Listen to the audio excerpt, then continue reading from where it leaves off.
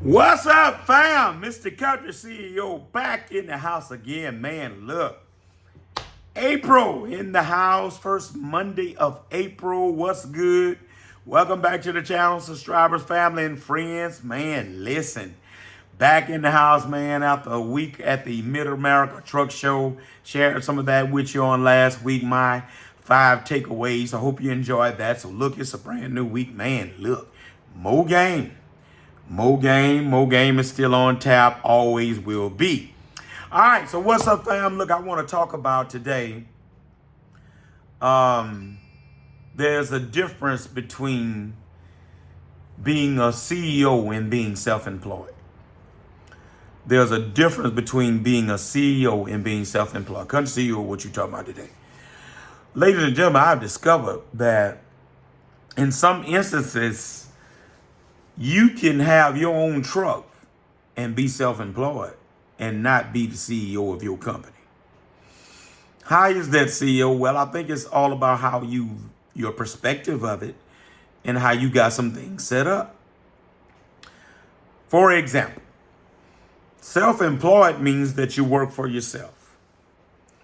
But if you find yourself having to do everything, as a trucker, you start out obviously with some things you got to do yourself. I get that. But man, if you ain't got no support to do some paperwork, like your wife or your husband or your cousin, somebody that can your daughter, your son, can at least help you with some paperwork and parts running and stuff like that. Man, listen, you can literally leave the bondage of the 9-to-5 job, 8-to-4 job, 7-to-3 job, and literally be bondage to your own business. Talk Jones. Really. If you are not, if you bought a truck, you're on the truck and you got to do everything, the paperwork, the running the parts, the running, the dispatching, the finding the work, the whole shebang, and you have no help doing anything, then all you've done is trade being in bondage to yourself instead of being in bondage to whoever you was previously working for. Basically trade one bondage for another.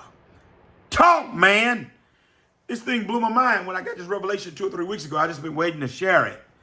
So, but if you're the CEO in large part suggests chief executive officer. And when you look at companies that have chief executive officers, there are people that take care of certain aspects of the business. You're the one that is the final say-so, the vision setter, the trend setter, we gonna do this or we gonna do that. Well, look, boss man, we done this. What do you think? Well, you're that guy. That's what CEOs do.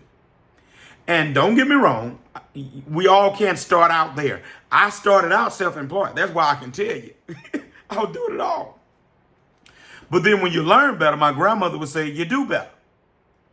And so I figured out that this ain't it.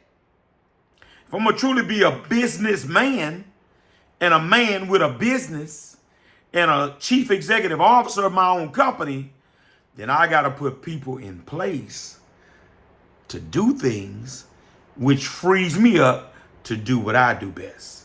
Ladies and gentlemen, sometimes we can tell ourselves, well, I ain't paying nobody to fix on the truck. I'm gonna do it myself, save money. Or I ain't paying nobody to go run parts. I'm gonna do it myself. I ain't paying nobody to do no paperwork. I can do that when I get home. What you're essentially doing is you're self-employed and you traded the 9-to-5 bondage. And now you in bondage for yourself. And maybe some of y'all feel like that's good. Hey, I ain't worried about it. I work for myself. I'm my own boss. I call own shot. Yeah, but you are mentally and physically and socially and emotionally draining yourself. And sooner or later, here's what I know to be true. It's going to catch up with you. Because you can't maintain that kind of pace for an extended period of time. My grandmother used to say, a horse that run fast don't run long. Talk, boy. I hope y'all get that. There is a difference. in being a businessman and self-employed? Which one do you want to be? I know which one I want to be, and I'm going to stay. Country CEO, hit the like, subscribe, notification bell. I'm gone.